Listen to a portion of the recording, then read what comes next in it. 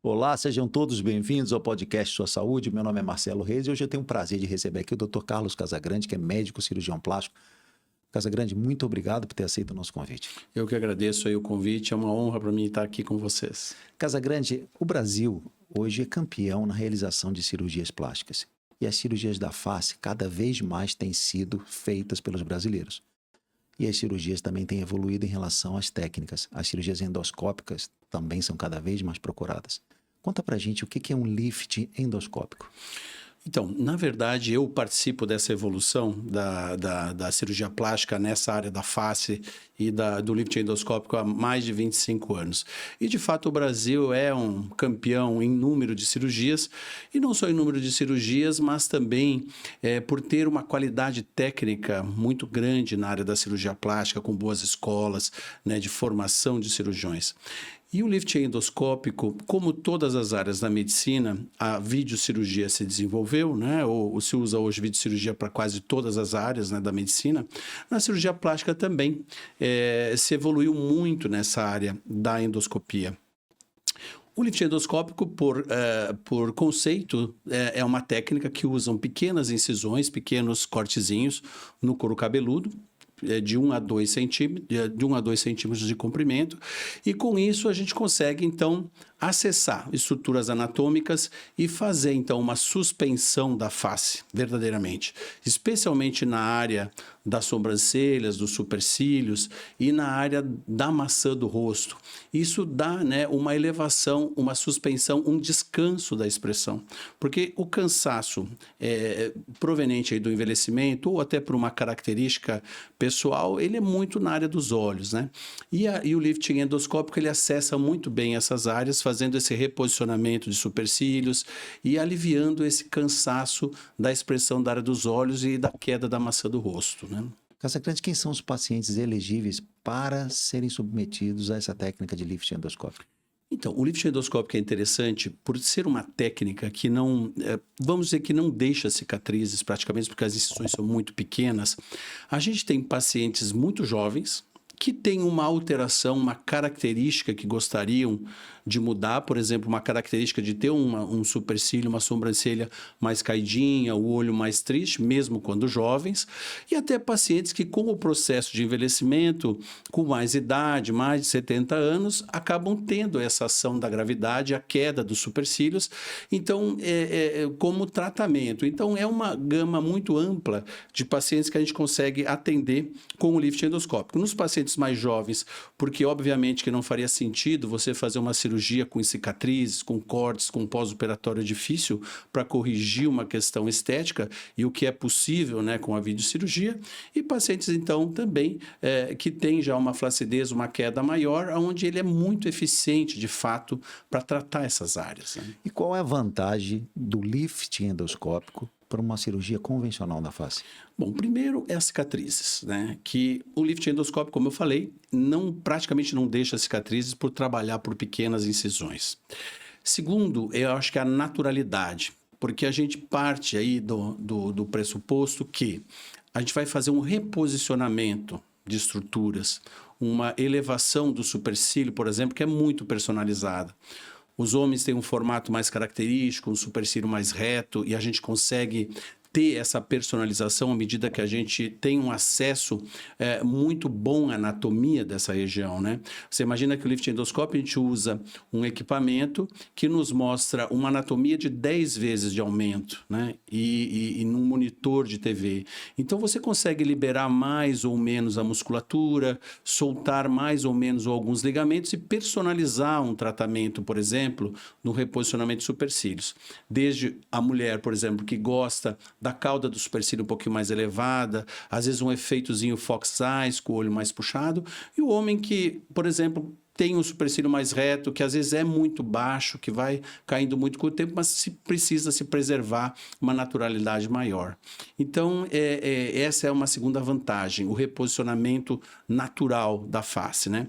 E aí, claro, como você tem um traumatismo cirúrgico, uma técnica que ela é muito delicada, você tem uma recuperação também que é mais rápida no pós-operatório, né? Casagrande, como é a recuperação, essa jornada do paciente que é submetido à cirurgia da face por lifting endoscópico? E, na verdade, um procedimento cirúrgico na face, num primeiro momento, vamos dizer, os primeiros dias, ele sempre gera um pouco mais de inchaço, de edema.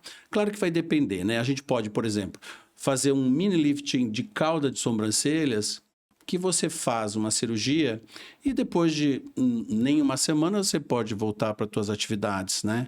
Ou você faz, às vezes, uma suspensão toda da face, como um endodiplane, que pode precisar mais alguns dias. Mas a característica aí principal para voltar às atividades é a questão estética, né?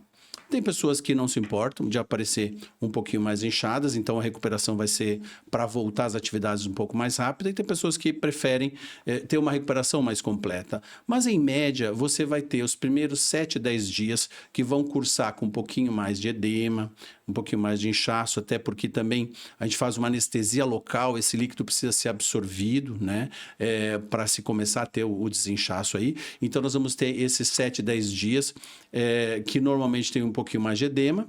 Normalmente, você vai ter uma recuperação inicial com um aspecto estético agradável em torno de 15 dias, né?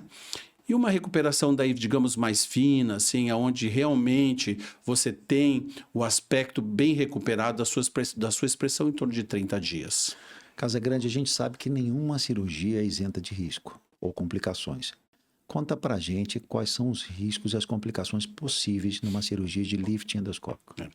Eu acho que de tudo que eu faço, né, a cirurgia endoscópica é a cirurgia mais segura dentro dos pacientes que a gente trabalha. Claro que a gente tem uma experiência muito grande, são milhares de pacientes já operados nesses mais de 25 anos.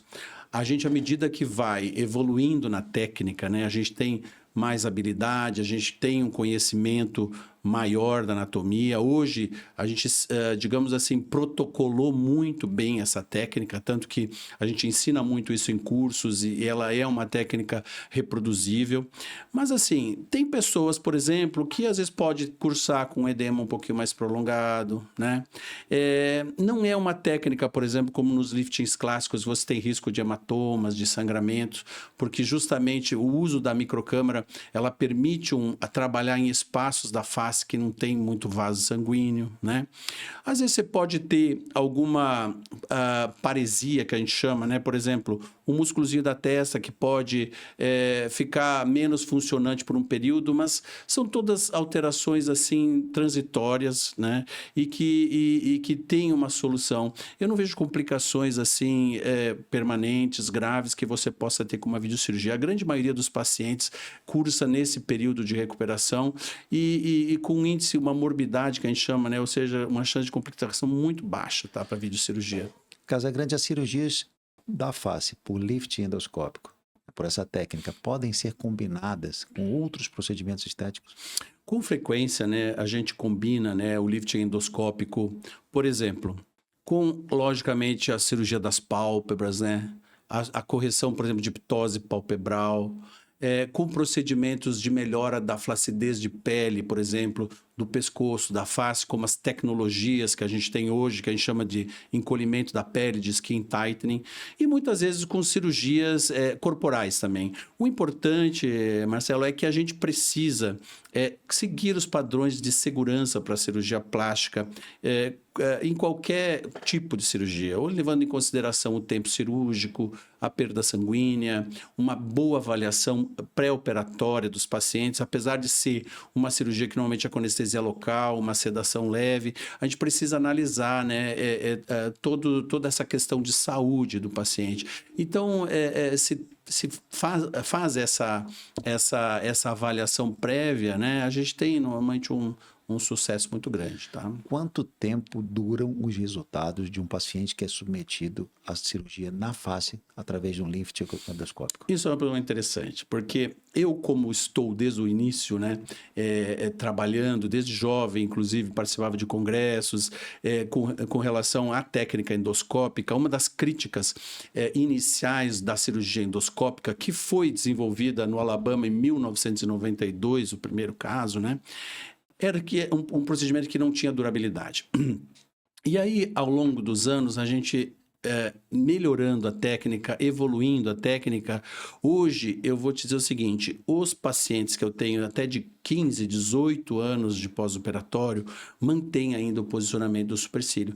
O que se fazia no começo e que depois foi corrigido cientificamente com os estudos que a gente também acabou participando, é que às vezes colocava-se o endoscópio, que é uma microcâmerazinha, né, que se coloca ali para poder visualizar, mas não se corrigia as questões anatômicas que eram importantes. E aí teve algumas frustrações com relação aos resultados.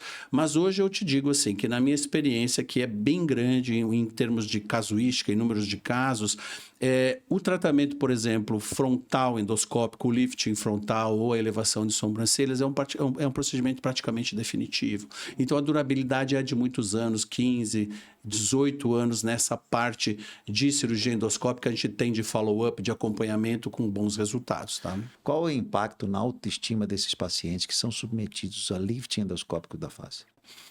Você veja bem, essa questão da autoestima é muito interessante, né? A gente vai ao longo da vida sofrendo, né, um processo de envelhecimento. As pessoas perdem muitas coisas, né? Não só da questão estética, mas enfim, hoje questão hormonal, enfim. E hoje se tem uma medicina muito voltada para o bem-estar, né? A medicina da longevidade, do bem-estar. E a cirurgia plástica acompanha esse processo. A gente tem muitos pacientes assim com alguns exemplos interessantes. Pessoas, por exemplo, executivos, né? Que têm uma carreira brilhante e que sofrem preconceito do mercado por ter uma aparência já não tão jovem. Eu já tive vários pacientes que buscam a cirurgia para ter esse aspecto também mais jovial, que combina um pouco, né, com a disposição, com a capacidade intelectual da pessoa. Então, as pessoas valorizam muito isso, né?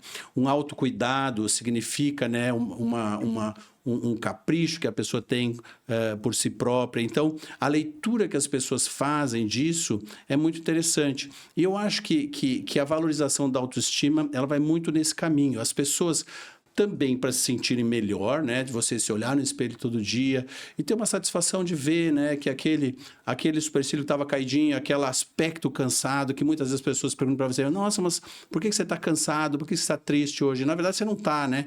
É o teu aspecto que não combina com o teu estado de espírito. Então, isso é um ganho muito grande, sabe? Na qualidade de vida das pessoas. Então, mais do que a autoestima só, né? De você se olhar e sentir bonito ou as pessoas te elogiarem, que todo mundo gosta, né?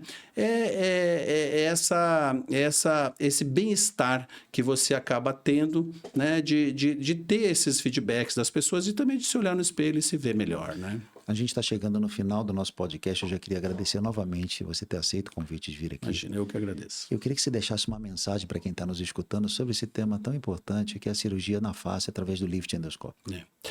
Bom, então, na verdade, o meu recado é o seguinte, eu acho que você precisa sempre buscar um profissional capacitado para poder avaliar, né, a face, para que tenha condições de entender o que é melhor, né, para cada caso, para cada pessoa. E sim, o lift endoscópico é uma evolução muito grande e que cientificamente a gente tem assim muita tranquilidade em falar que ele consegue uma recuperação da expressão da face, consegue muitas vezes personalizar uma melhora que as pessoas sempre quiseram ter e de uma forma assim bastante tecnológica, de uma forma bastante evoluída, com quase nada de cicatrizes, pode-se dizer, e com uma recuperação muito rápida. Mas o importante é, sim, você buscar esse tipo de tratamento com profissionais que possam, de fato, entregar, né, um resultado estético adequado, mas também com segurança. Casagrande, mais uma vez, muito obrigado. Obrigado a todos que ficaram com a gente até agora. Até o próximo episódio do podcast Sua Saúde. Obrigado, amigo. Para mim foi um prazer. Obrigado, Marcelo.